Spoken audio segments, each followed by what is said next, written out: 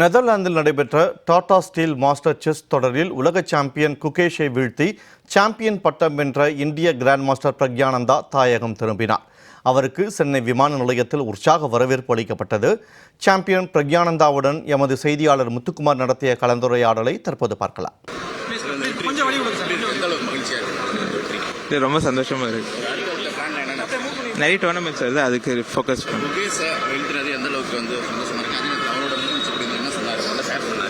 இல்லை. அதை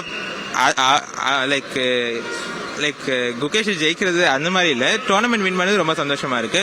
அண்ட் ஃபைனல்ஸில் இன்னொரு தமிழ்நாட்டு பிளேயரோட ஆடுறது வந்து இன்னொரு எப்படி சொல்றது, ஒரு எக்ஸைட்டிங்கான thing.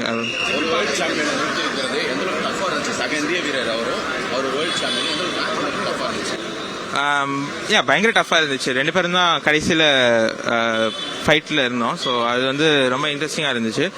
And Gukesh world championship win பண்ணது எனக்கு கண்டிப்பாக இன்ஸ்பயர் பண்ணுச்சு.